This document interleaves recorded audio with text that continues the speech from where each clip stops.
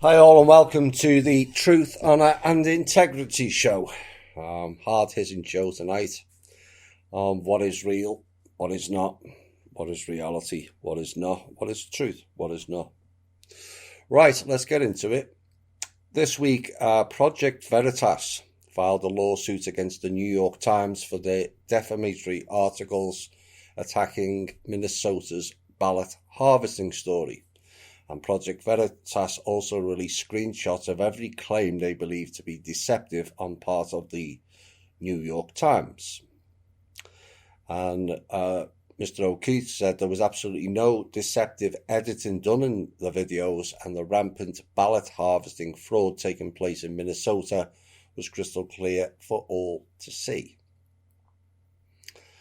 Unlike what Greta Thunberg states and many other clowns, between October the 20th and October the 26th, the United States set 3,434 new daily low record temperatures versus the 517 maximum.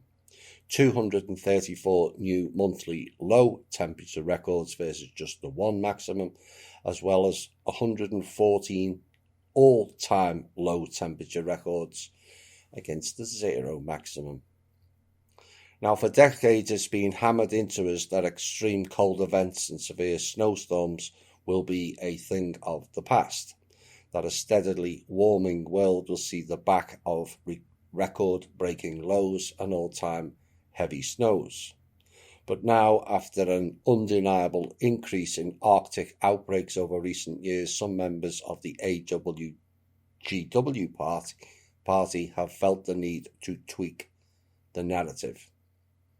Winter has knocked in North India, including Delhi. Scientists from the Meteorological Department of India said the national capital recorded a minimum of 12.5 Celsius on Thursday, and October has not seen such a low temperature in the last 26 years, and this was observed due to the light layer of clouds and a slow wind. Now, according to the IMD, the normal minimum temperature this time is 15 to 16 centigrade.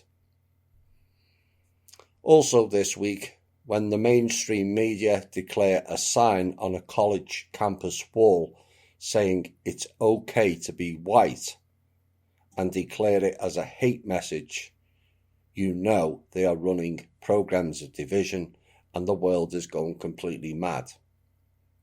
In the UK, Boris Johnson has announced a second national lockdown for England, allegedly to prevent medical and moral disaster for the NHS. He said Christmas may be very different. Yes, it will be. But he hoped taking action now would mean families can gather. I wouldn't count on it. Pubs, restaurants, gyms and non-essential shops will have to close for 4 more weeks from Thursday, and there's that magic measuring tape and time piece again from the virus. But unlike restrictions in spring, schools, colleges and universities can stay open, which defies logic and belief and is more stupidity. After December the 2nd, the restrictions would be eased and regions would go back to the tiered system.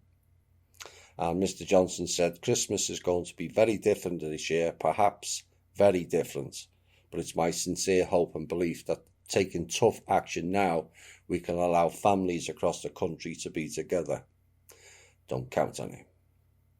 If you want to see the difference of what can be said by a Prime Minister and a former Prime Minister in the UK, go and check out Theresa May's last speech in Parliament. It hit the nail on the head. Your politicians are told what to say and do, and the sooner we realise that, the better. Also this week, FedEx leaders discussed in a virtual event how innovations like robotic arms at the Express World Hub in Memphis and the delivery robot Roxo automation at FedEx ground facilities, and a Mercedes-Benz collaboration will help the company move forward amid the COVID-19 pandemic and the flood of packages. Robot Army, here we come. That's part of the lockdown. Get rid of the staff, roll in the robots. Tyranny on the streets of the UK as the initial army experiment that went onto the streets didn't receive too much kickback, and so they roll out onto the streets. They are now mass testing, all enforced by the army, whole cities at a time, and the first stop is Liverpool in the UK. Now, traditionally, that is a hotbed of people who speak up, and yet curiously quiet in recent times. Now is not the time to be quiet. And as for the rest of the UK, if you don't stop what is happening in Liverpool now, you are all next. I'm pleased to hear many of our members have been sharing Monday's show and letter contained within the show done by the New South Wales Police Department in Australia. Reports of it being shared with other police departments in several countries have come in since Monday. And it's all good stuff. And it's time we rebuild our communities with the police. We have a common enemy here that is fighting hard to ruin us all with their psychotic agendas.